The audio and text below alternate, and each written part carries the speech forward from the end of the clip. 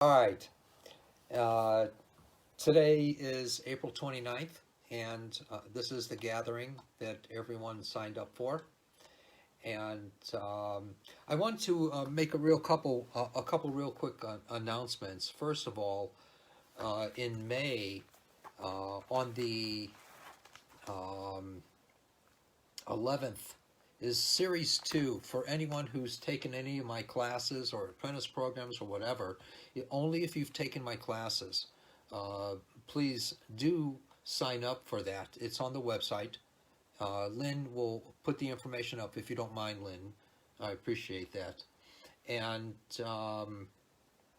so that'll be for 5 days, an hour a day. And um, it's pretty intensive. And as always, all the workshops are new in a sense. They're all different, should I say. And so please do sign up. And it goes along with the mind of the group. And that's what all the workshops are based upon. So please do have an opportunity to sign up for that if you've taken my workshops before. Otherwise, please wait for the introduction. And it's tremendous, I feel, a lot of the information that is given. And so that's May 11th through 16th. We have the Series 2. Hey, Sherry Lee, good to see you here. Thanks for being here. And it's a 5-day progressive course of study, and it's an understanding on spiritual applications of spiritual healing. And and also for anyone who's taken any of my courses, and especially the introduction to experiential healing, and also the series 2, there will be a bonus class.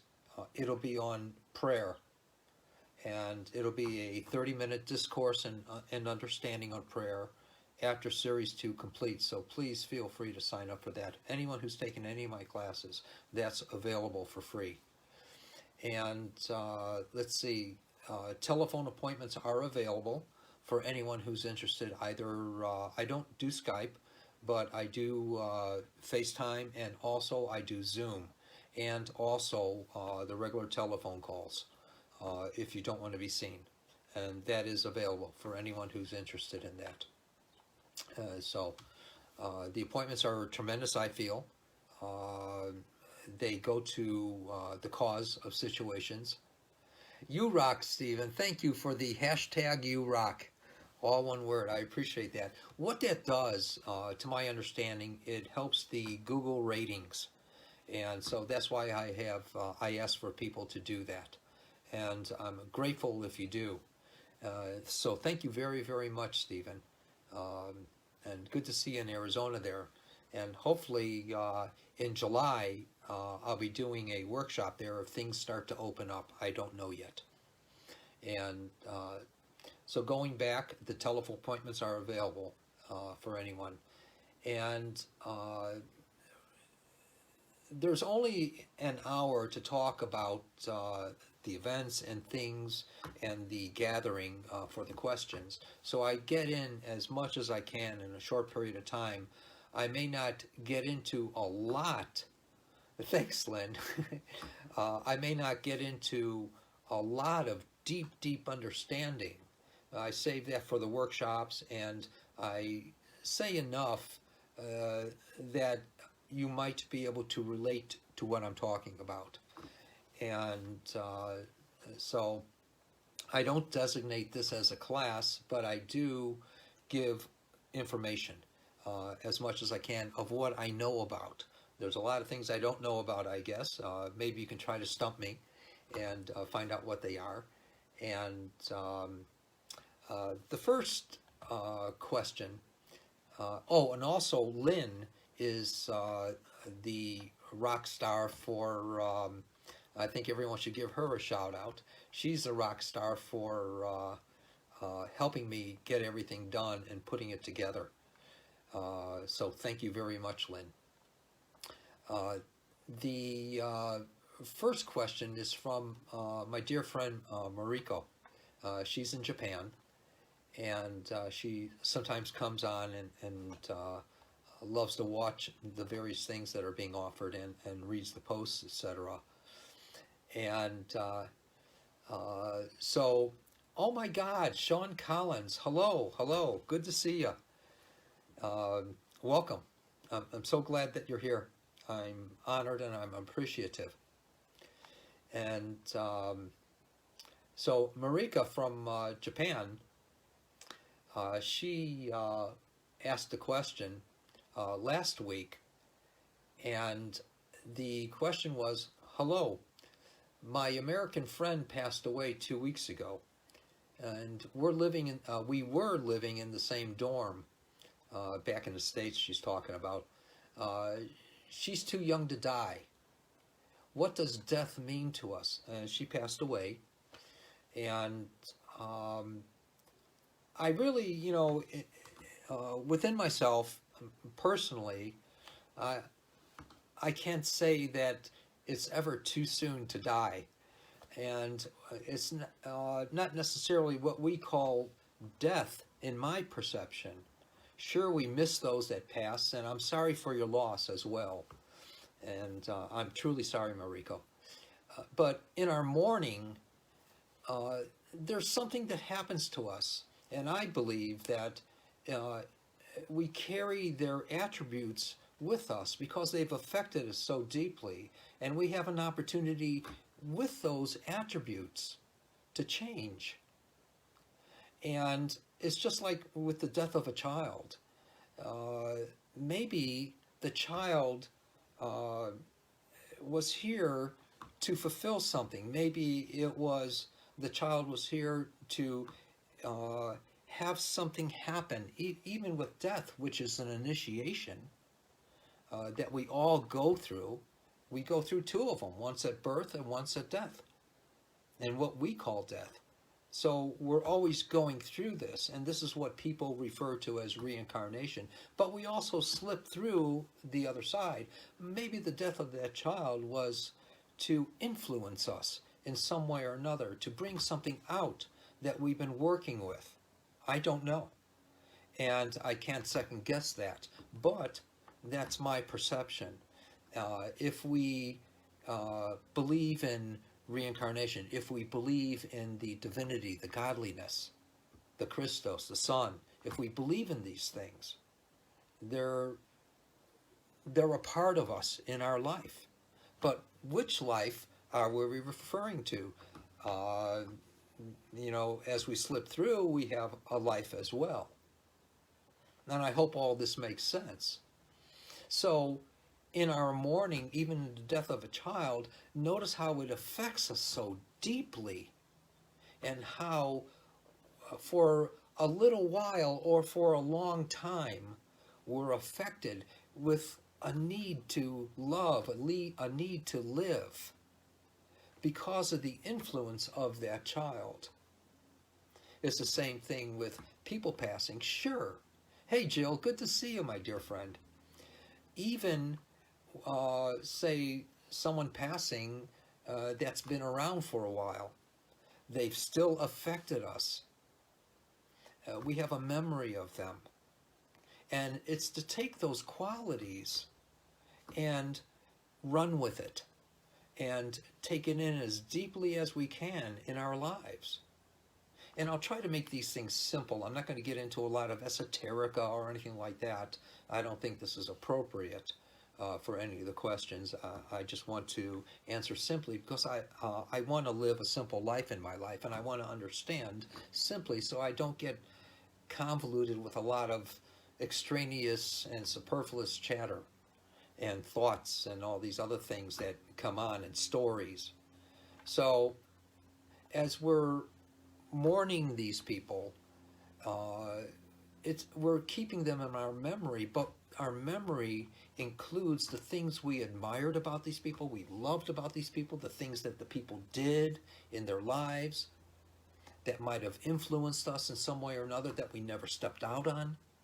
And maybe these things are there for us to understand and to comprehend within us that we can give. and we can find something to within ourselves that might change, that we can change, or else we wouldn't have had the experience of whatever that is. So we carry the attributes with us, and we have an opportunity with these attributes as we take a moment to recognize what they might have been as we absorb them. Hey, Aggie, thanks for being here, my dear friend. And so we can even learn to love more deeply with these losses. Death is not up to us.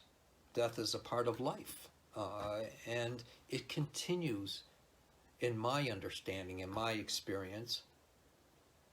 And so most often it is pretty much up to the soul, and it's a needed experience, that death. And this is what we do. Death is a transition. It's a change. That's what death means, is change. It's not, in my understanding and experience, it's not something that's finite, that just stops, and then we're no longer exploring.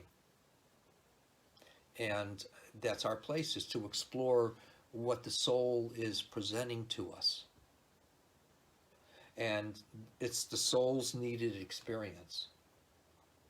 So how else do we sometimes find ourselves in communication with what we call spirits, what we call angelics, what we call the divinity, a word, a guided message to us? If there wasn't the possibility of the death, these things wouldn't happen either. It's the way we get messages, or someone has passed, and we can, at some point, we're doing something, and all of a sudden we have that smell that they had that's not anywhere else around us. It might be a perfume, it might be a rose. Or when we're in a deep sorrow, then all of a sudden, someone that passed, they love butterflies so much, a certain type of butterfly or a certain type of bird, then all of a sudden we see it. Maybe that's a message. So there's not an end to what we call death. Or they come to us in a dream. The soul and the spirit are alive, and even more fully than before. Good to see you, Mariko. I was answering your question, so if you're coming in late, do the replay on this little dude. And so please, take advantage of that. And so, and the soul is alive. It carries a consciousness of activity, of what we need to experience in our lives. And so all these dynamics of what we call death, maybe we're here in the right place at the right time to experience it with the right person that went through transition, that passed through. Who knows? Who knows? And the spirits communicate with us to varying degrees. And I hope that answers your question, Mariko. And so it was a good question. I enjoyed that a whole lot. I want to go back to a question from last week, and I hope that all makes sense with y'all. And you can even put hashtag yes it does or something, whatever you want to conjure up. And so a question that I had last week was from my friend Lori, and she wrote, can you advise me on the energy work I might use on possible lymphoma in a large swollen node low in the right side of my neck? And thank you. I appreciate that.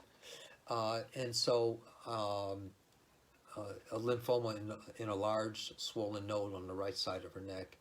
It's golf ball sized. Help me know and accept healing. I answered it last week, and I just want to say a couple other things about it. And what I did last week, I had you. This isn't a healing circle. I save this for the healing circles normally, but I also saw this was a worrisome situation, an emergent situation in your life, and I don't blame you. And so I had you work with your hands on your neck, and I hope that had an effect. And we'll find out within the next coming days or weeks or whatever, or if you come online this time with the gathering here. And I think that the greatest thing that's most possible is to not go into the world of fear. Fear is like a child, and it has a simple consciousness, is what I'm referring to as being a child. Hey Nancy, thanks for being here. And that simple consciousness doesn't know anything else but itself, but it's a conglomerate of mental mind, mass mind, as I was taught the expression is. And it's a mass mind thought that we've conjured through our so-called evolution, destructive evolution maybe. And it's like the child that's always pulling on our pants and saying, hey, I'm here, I'm here. And we have an opportunity to see it and to recognize it, recognize that mind, that fear, that simple consciousness. We're the ones that have a complex consciousness, probably the only beings in our universe that have the ability to have free will. So we have a complex consciousness to think outside of ourselves. The mind of fear doesn't have that ability. It only knows what it is. And so we have the ability in our free will to be able to say, hey, I recognize you. You're in my thoughts right now. You're in my feelings. You're in my life right now. And as you stop for a moment to recognize it, you'll see that you don't have it for that moment. So what I'm suggesting is that we can conjure an understanding within ourselves that we can observe it versus going along in its diatribe of reacting. We don't have to react it, because that's how it thrives.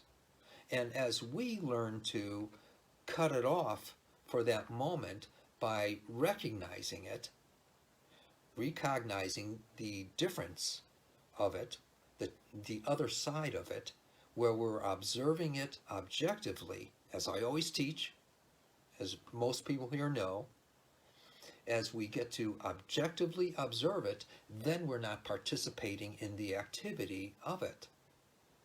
And it doesn't exist for that moment or for those moments or minutes until we get latched onto it. It latches on again through the highways and the byways and sneaking in through our thinking, and then we're experiencing it again.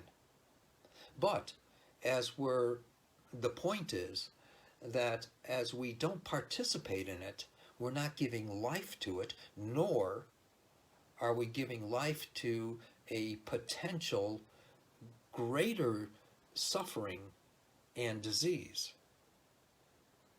Sure, there's some diseases that we're born into that we have an opportunity to arrest in the moment or negate them, where they don't exist in us anymore, and all of a sudden there's like what doctors refer to as spontaneous remission, or they don't know what happened to them, or they didn't even get a chance to develop any further. And when we're arresting something, and this is what I teach in the classes that I offer, that as we're arresting something, then it won't even progress anymore, and all of a sudden we're finding that we still have the disease or the situation, but we no longer have the discomfort of it, and it doesn't get worse for years. There's a potential of that as well. Or it disappears. According to how we want to take our thinking, how we want to regulate our thinking, or how we want to direct our thinking. We have free will, and the more we can get into that world of focusing, taking control, then we find that diseases or infirmities or injuries, whatever, they get lessened within us until we start to think again, because the mind of fear has come upon us again. We've become complacent to allow it to. I hope this makes some sense. And maybe if you listen to this again, the replay, it might make a little more sense, hopefully, and without going into a lot of stuff. All right. And so I hope that helps with the lymphoma. And please, if you have the opportunity, Lori, do have an appointment with me. We'll see if I can help. I don't ever know. I pretty much allow the divinity within, the godliness within to sit, and I say to it, okay, boss, take over, because I don't know what the hell I'm doing, so you do it for me. But I'm there to initiate it to happen, because then we have someone that with all of our heart we're trusting, and I'm trusting with all of my heart, and there's like a union that happens for that moment, and something changes in people. This is what I abide by, this is what I go by, and I get to see all these dynamics happen in people, and I say, hey, thanks, boss. The old man or old woman upstairs, God, the creator, the Christos, the Son, the Christ, Moses, whatever you want to call it, it doesn't care.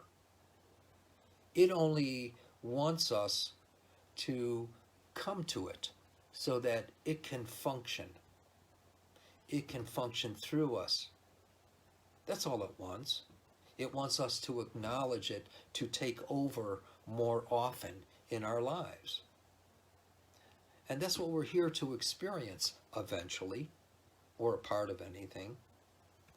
That's what it longs for and loves us so deeply for, to express forth from us. That's why all of us are here. All of us have this fantastic ability to get to know ourselves. And in our so-called reincarnations, as you refer to them, this is what we're here to learn. There's no other rhyme or reason for reincarnation except to get to know ourselves. That's what's important, at least in my life. And I'm here to share that with you. And we can become more conscious as we learn to focus, and we have these moments. We even have moments that we're capable of, as I always tell everyone in all my classes and healing circles and everything, when we're in the shower, all of a sudden, or doing the dishes, all of a sudden, we're having an aha moment. But where did that come from? That aha moment gives us an answer to something we were wondering about, that we were curious about in life, whether it be about someone else in our life or a situation happening in the world, or it can be, who knows, a question we were wondering about, a potential future thing, or a past thing, whatever.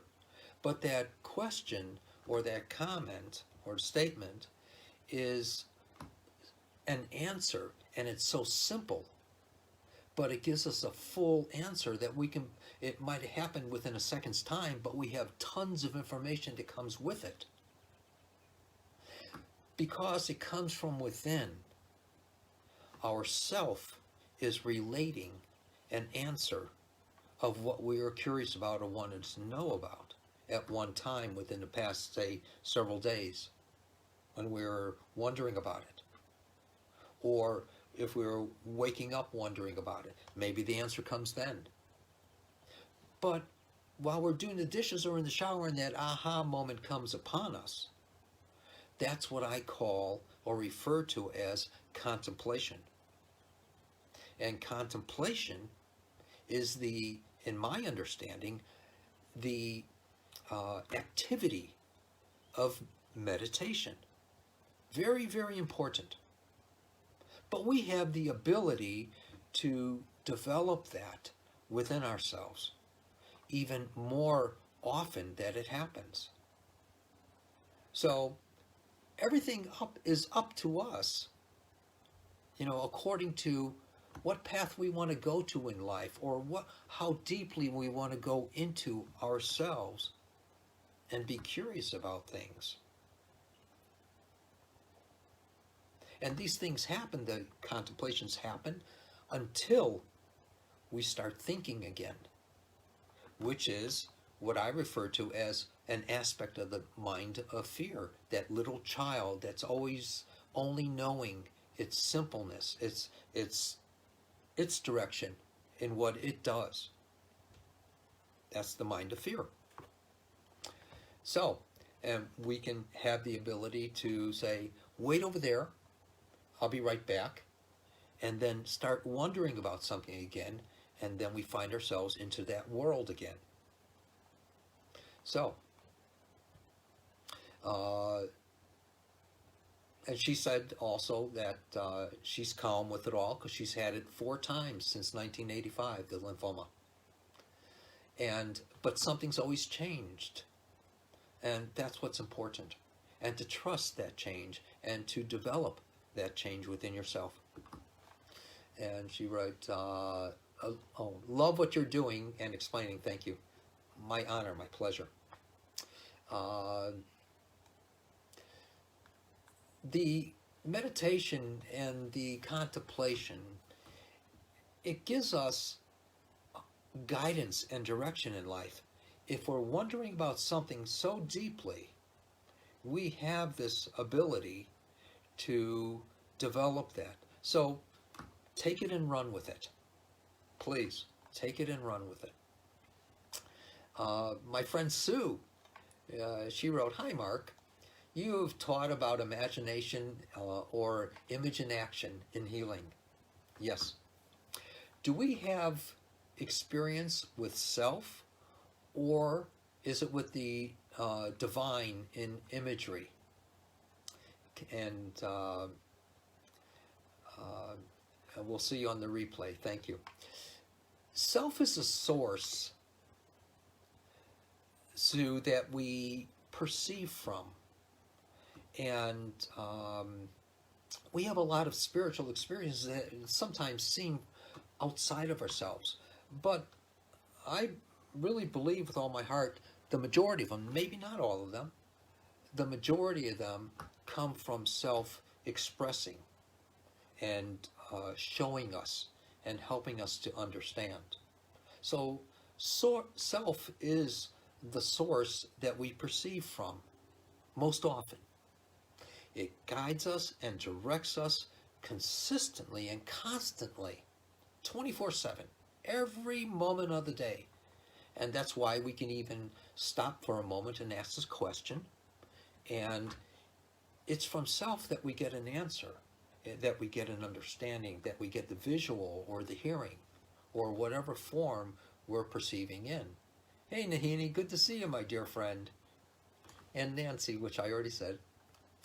And so to answer your question even more directly, is to image in action, Sue, is a tool that's been given to us and to utilize through our free will, freely.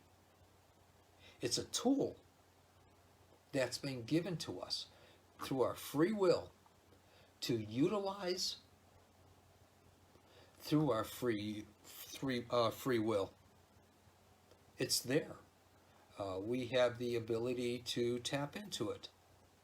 I believe with all my heart, and what I've been taught and what I've experienced to varying degrees, even the angelics don't have free will. Sure, we're evolving, the animal kingdom's evolving, mineral kingdom's evolving, all the elementals, everything is evolving, the angelics are evolving, but they don't have full free will that we do.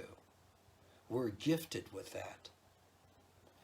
And it's the soul that carries the experience of what we're constantly re-encountering, of what current direction we are experiencing at any given moment is through that soul. There's really nothing new that we're experiencing. Most of our encounters are just different takes on most of the same stuff. And until we learn to work these things out from our resistances and the rubs in life, and then we get to go through something else. We get to go through a change. We get to go through something different, of something that we need to work with always. And the soul is always directing us in that direction. I was explaining to the class today on healing that we have an experience of something, and it's most likely that the soul brought us into that experience. But in the nighttime, to change the topic a little bit, in the nighttime, we have all these synaptic reactions, and I've read so many different journals on different things with this. Some say it's 8 million, some say 8 billion, some say 10 billion or million synaptic reactions, which are little explosions of understandings that are happening with us during our sleeping hours. And they're all, in my understanding, what I saw was that there are different pathways, all these little potential possibilities of things. It's almost like the roots of a tree. There's so many different root possibilities with little particles coming off of them and little roots coming off of them, all different things we have the potential of experiencing. Hey Heather, good to see you. And so here we have all these potentials, and when we awaken, we start living them out. And whatever potential we go into, we follow that course of that root system. And then say something happens or transpires during the day, or someone says something or does something to us, the course changes, and then the soul comes up with this other pattern that we can follow. It's unlimited. It's unfathomable of all the potential possibilities of where we can go with this, but the soul is always guiding and directing us onto the path of where we're bound to eventually come to in our lives. And that's what this is for. All those little explosions within us, the synaptic explosions, the neuronal firings, that's what they're for. And which is life within us, which is also experience within us of all the things that we've been through that can lead into something else. So there's nothing really new.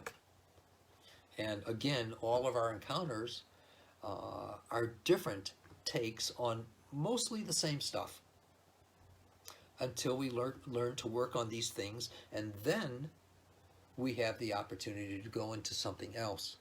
It's the same thing with so-called reincarnation, as we call it. For those that are believe in that and accept that, it's a pathway to evolve, to get to know ourselves. And we come back with the same stuff, or different scenarios, different environments, different countries, different friends, and we get to experience what we're in need of the most until we get to work it out. And I was taught in my order that we come back seven times with the same stuff, but then it's approximately 7, give or take. But then what happens is, if we don't fulfill it, it's washed from us, it's cleaned from us, and we get to work on something else. So we have nothing really to worry about, as long as we're doing the best that we can in the way that we can do it. Things that rub us the wrong way when we're talking with someone, or we don't get along with someone.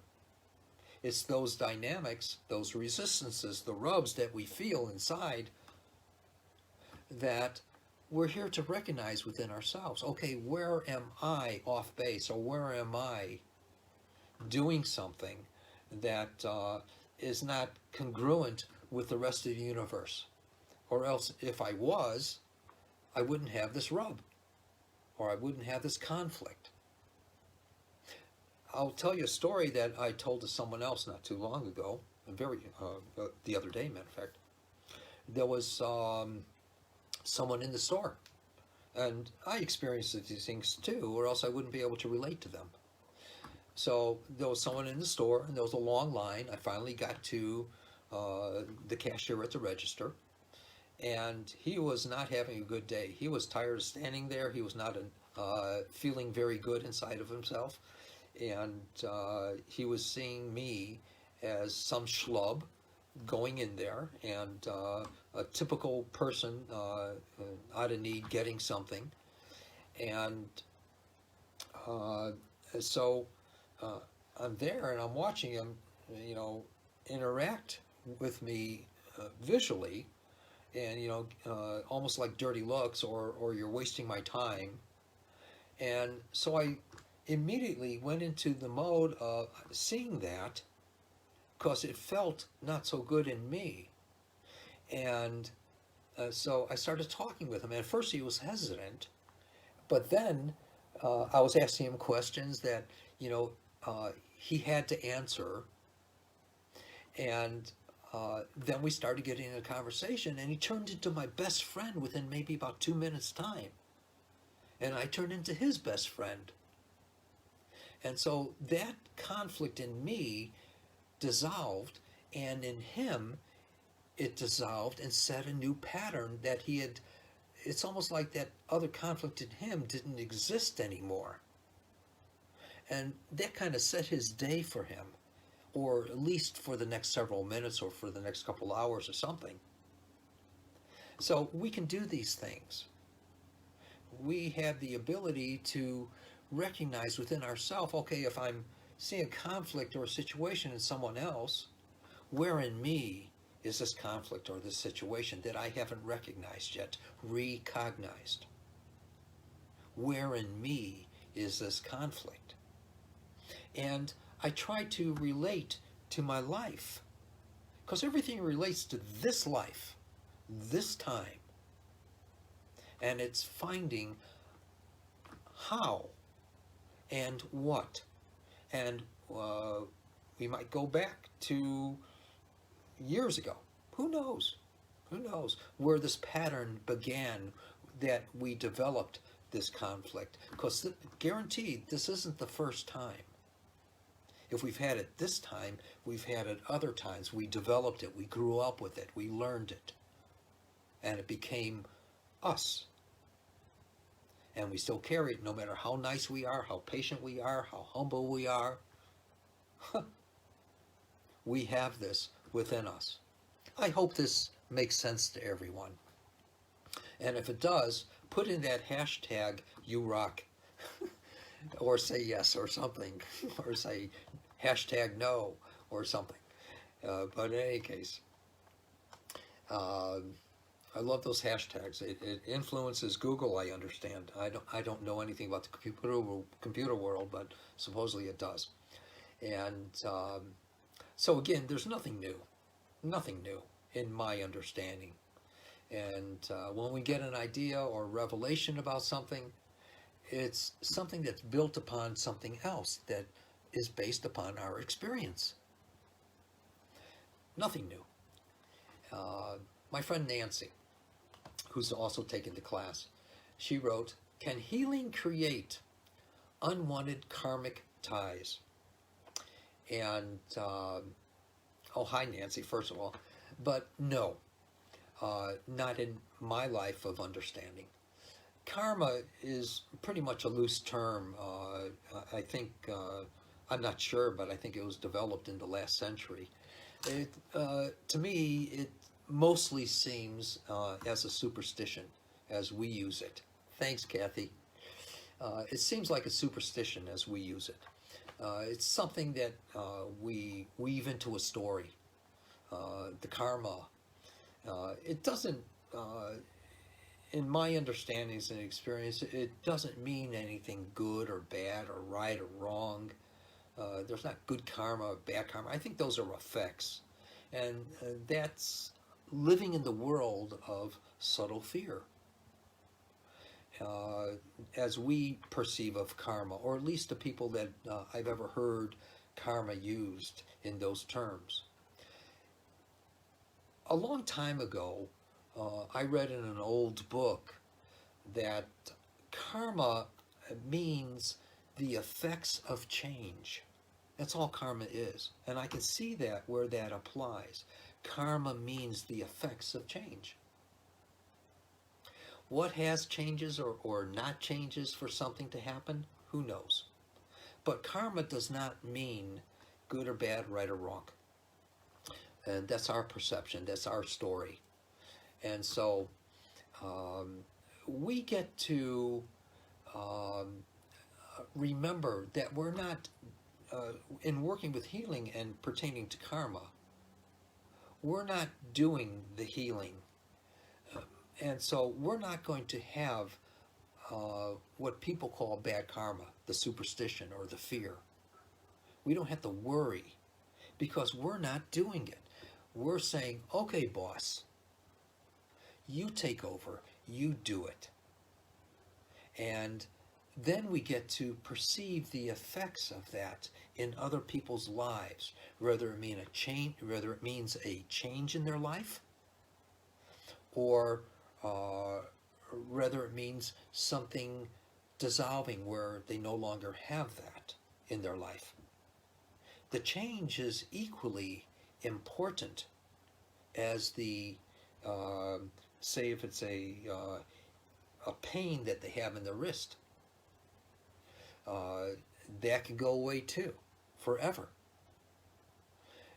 And it has nothing to do with karma or a karmic tie with another person. They're reciprocators of that, but their life changes. I hope these understandings make sense to you, and if you can let me know. And so, again, we have nothing to do with the healing or our immediate perception of it not working. That person has nothing to do with it. It's how their body responds or how we're able to give. Sometimes it's us in our own way that inhibits the healing for another person. And maybe we have to look deeper within ourselves. Oh, they're experiencing pain. What does that pain mean to them? Maybe it means a limitation in their life or something like that, just a hypothetical. Where am I limited in my life? Then that helps me to go deeper within myself and say, okay, help me not to be unlimited. Then I can watch their injury or their pain in my mind through my imagination, which means to image in action, not pretend, not fantasy. Then I can watch that dissipate, and in my mind, through my imagination, to image in action, I can watch them going like this, say, whoa, this is great. Then it's done. Then you get out of Dodge. If you have a thought of doubt after that, or inadequacy after that, go back to it and do it again. Then get out of Dodge. And say, hey, how do you feel now? Most often they'll say, this is great. But sometimes we incur doubt and from our fears, which is karmic, and for them and for us. If we carry that fear, then we don't allow that to happen then. And they may experience it as soon as they walk out the door. Many people have had that. Most people experience it right in front of you. But they may experience it as soon as they walk out the door. Or maybe the whole universe had to come together to allow, to help that to happen. And so they were walking down the street 2 weeks and 2 months later, and they say, oh my God, I used to have that. When did it leave me? We don't know. It's not up to us to have the judgment. Then we're living in that world of fear and a karmic retribution or whatever, which really doesn't exist if we choose it not to. How are we doing? We got a few minutes left here. So I hope these things answer some of these things. Our purpose is to give our heart with the intent from our heart.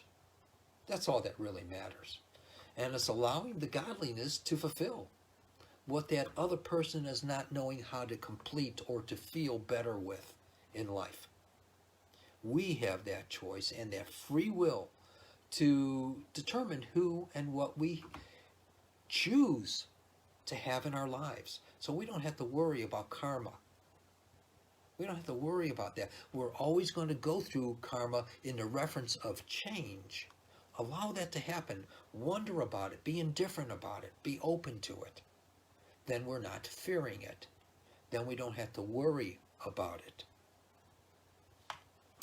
That was a good question, though. I enjoyed that. And then Nancy asked, occasionally, a meditation will affect me in that I will sleep for 12 hours and have a difficulty re-entering. And I'm out of focus and feeling for a few days even, I'll feel this. It's rare, but it happens. Well, sincerely, Nancy.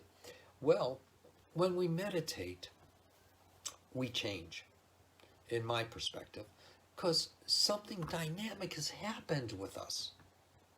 And therefore, there are what you might call repercussions, but the repercussions are the dynamics of change where we're maybe evolving. Maybe we're growing so that we can, something is taken care of that we didn't know about. And therefore, from that moment on, with all the dynamics that the needed sleep, maybe that's there for us to adapt. Who knows? But at the same time, I've learned that I personally don't accept most of the repercussions when they happen to me. And I believe a lot of the symptoms are belief systems or patterns that we've accepted. Either we heard about it, we read about it, or it was a first-time experience in us, so we thought that's the way it's going to be forever. It doesn't have to be. It doesn't have to be. We don't have to accept those things. We even have something that I learned in my order. A teacher called it the alarm clock exercise. I love this thing. And this alarm clock exercise is, say if you oversleep all the time, and which I used to do all the time when I was a lot younger. And he said to me, okay, Brother Mark, I want you to do this exercise. And I had no doubt in me that I was going to do it. And I said, sure, whatever it is, I don't care. And he said, I want you to, when you're going to bed, picture an alarm clock. And you know you have to get up at 6 in the morning, so set it at 6 in the morning. And I said, okay.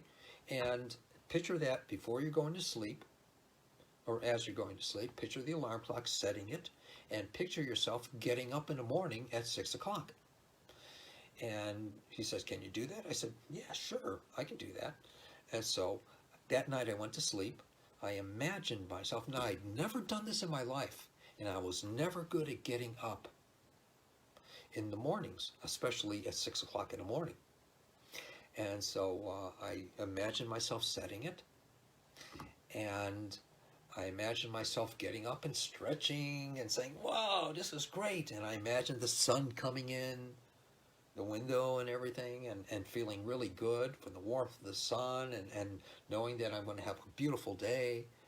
And so I did it. And that morning at 6 o'clock, I woke up. It was the first time in my life I had ever done anything like that. So I started practicing that. And every single morning, then I found myself waking up maybe 1 minute, because I was playing with it, 1 minute before 6. I said, whoa, this is really cool. This is the greatest tool I've ever learned in my life. Then, after a couple years of doing that stuff, I said, whoa, I was thinking about that. I was thinking, maybe I can use this for other things for later in the day, for things to happen that are going to be happening or transpiring that I want them to be even a greater experience. So I started picturing those things at night as I was going to sleep of fulfilling. And I would wake up feeling great. It's a couple minutes before 6, even 15 minutes before 6, because I was so excited to get up. I started setting the alarm clock earlier. Then I was watching, or excuse me, after things happened during the day that I had imagined that night, the night before, I remembered, whoa, I did this the night before. Is this just a coincidence? Then I would find that I can use this as a tool. They would happen differently. They would happen more perfectly according to other people's lives, the situations that were happening around me, but they would fulfill. So I started doing that. And till today, there's times that I still do that for things that I need or need to complete or fulfill, even in my work. It happens. And we get to watch this and experience this.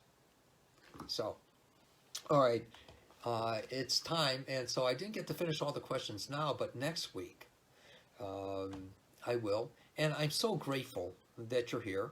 And please, for next Monday, please do come on by for the gathering, and I'll try to answer your questions. And I'll answer the ones that I didn't get to answer today that people so willingly wrote out for me to answer. And also, do go to the website. Lynn, can you put that up for the website, please? And contact information and the things that are going to be happening in the events. And if you're not on the newsletter, please sign up for it on the newsletter.